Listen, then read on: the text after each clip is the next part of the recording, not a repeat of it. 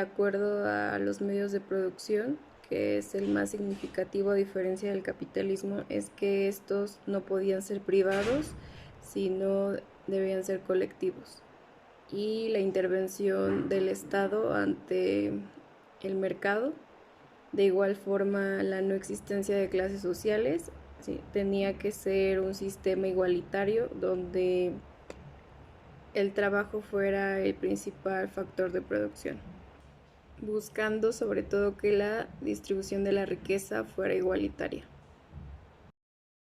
Otro de los aspectos más importantes del socialismo es la injerencia del Estado en el mercado y a nivel social. Como tal, no se permitía una libertad total, sino más bien centralizada por un solo departamento donde se tomaban las decisiones respecto a la economía del Estado.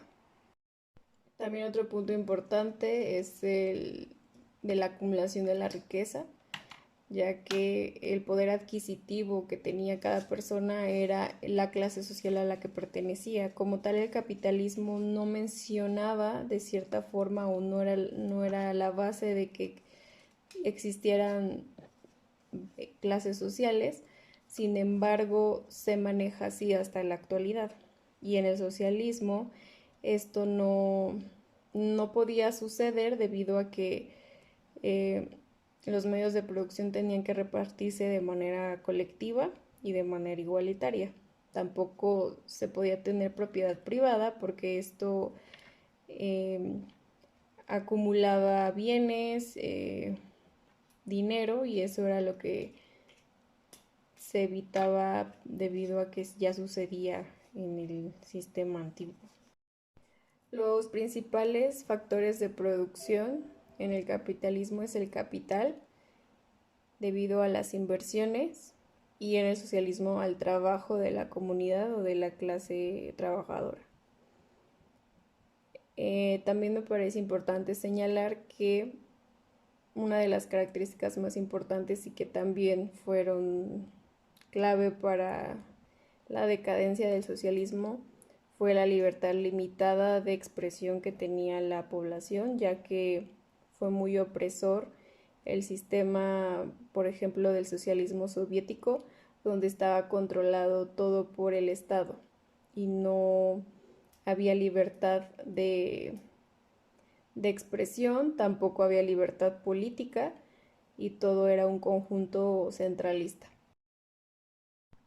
En el siglo XIX y XX, en 1917, un año antes de que se concluyera la Primera Guerra Mundial, Rusia se convirtió en el escenario de una lucha revolucionaria que culminaría con el derrocamiento del imperio zarista y la implantación de una república socialista que innegablemente inauguraba un nuevo modelo de Estado dentro de la historia política y del mundo contemporáneo general y del siglo XX. Esto es importante mencionarlo debido a que no solo se instauró el socialismo en Rusia, que fue el más grande debido a que no solo su expansión fue en un solo país, sino también en otros por todas las repúblicas que la conformaban, sino que también se pudo expandir a América Latina en el periodo de la Guerra Fría. Para que esto sucediera en la antigua Unión Soviética surgieron distintas revoluciones sociales que estaban en contra de su régimen que tenían en ese entonces, que era el régimen zarista, debido a la desigualdad económica y a los excesos. Es importante mencionar lo que sucedió en Rusia en ese tiempo debido a su revolución interna, ya que cuando esto fue reconocido y se fue expandiendo hacia otros estados, que sabemos que la Unión Soviética estaba conformada de distintas repúblicas, y el poder político que tenía en esa parte del globo, fue donde empezó a tomar más importancia ante los ojos de Occidente, que se sentía amenazado al momento de la expansión del socialismo. Al igual que el capitalismo buscaba que su ideología se aplicara en todo el planeta. La división ideológica entre estos dos bloques, que fue el socialismo y el capitalismo, dividido entre Occidente y Oriente, Europa Oriental y Europa Occidental, marcaron la historia de la segunda mitad del siglo XX, en una serie de distintos rasgos en los que tuvo actuación la Unión Soviética. Debido al conflicto de ideologías entre Estados Unidos y la Unión Soviética, el punto de conflicto y de expansión fue Asia. En el aspecto militar, debido a la expansión del socialismo, Estados Unidos crea la OTAN. En el terreno militar, debido a la expansión del socialismo, los estados capitalistas crean la OTAN. Para asegurar su hegemonía, ambas naciones tuvieron injerencia política, económica y militar en mayor o menor medida en el estallido de enfrentamientos localizados en sus respectivas zonas de influencia, siendo la división de Alemania y la construcción del Muro de Berlín, la Revolución Popular China, la Guerra de Corea, la Guerra de Vietnam y la crisis de los misiles en Cuba, que fueron los casos más representativos de tensión. La casi totalidad de los regímenes socialistas establecidos hasta 1970 tuvieron el detonante de su derrumbe en las reformas económicas y políticas que aplicó el gobierno de Mikhail Gorbachev a partir de su acceso a la Secretaría General del Partido Comunista en 1985. 6 años después, el sistema político socialista se había derrumbado por completo y de él solo prevalecen algunos rasgos en algunos países, como China, Vietnam, Laos, en América Latina, Cuba y Corea del Norte.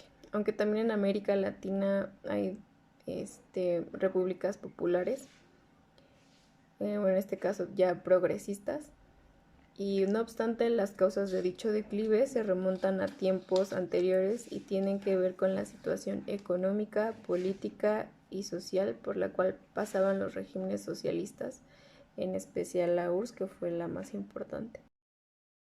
De acuerdo a la caída del socialismo, se trató de una crisis esencialmente estructural, una crisis de un modelo económico y de un sistema político conformado durante decenios, de un modelo y un conjunto de estructuras que tuvieron sus fases de crecimiento, logros, expansión y dinamismo, pero que evidentemente agotaron sus posibilidades. Esta caída tiene múltiples razones,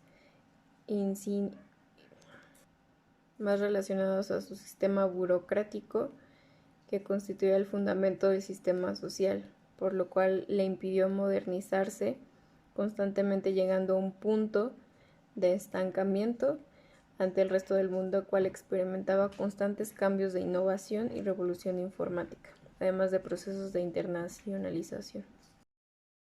La principal implicación después de la caída del socialismo y de la desaparición de la Unión Soviética fue la desaparición de democracias populares en Europa del Este.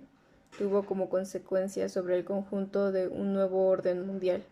Conllevó a finalizar la Guerra Fría con Estados Unidos y se inició el rápido proceso de desarrollo de la economía mercantil capitalista, la cual se puso en práctica en todos los países que antes conformaban el bloque, con la excepción de Corea del Norte. Considero que el socialismo solo fue la ideología opositora e intentó enmendar los conflictos subyacentes en el capitalismo. Pondría en una balanza la intención, el deseo de poder político y económico de ambas ideologías, y no podría catalogar el socialismo como el enemigo a vencer o el gran cáncer a erradicar, como fue visto en el mundo bipolar en la Guerra Fría. Entendiendo lo que hizo Estados Unidos en América Latina con su control político y económico, no hay gran diferencia. Los sistemas pueden o no funcionar dependiendo de muchos factores, pero quien los ejecuta puede definir el fracaso o el éxito, y con ello en el fracaso no se llevó a cabo el verdadero socialismo. Lo que lo hace inviable y utópico es que estamos en constante evolución y en un mundo globalizado que no permite no tener el derecho a la propiedad. El control total de los medios de producción hará el estancamiento inevitable. No tiene una estructura que responda al contexto internacional. Rezaga a la población a la realidad de su estado. El abandono de los inversionistas no creo que pueda llamarse justo cuando es centralizado. Es mucho más político que social. El individualismo no resulta malo al final de cuentas, ya que no podemos hacer mucho como seres mermados en una sociedad que no te permite crecer colectivamente en una situación que no podría lograrse mucho.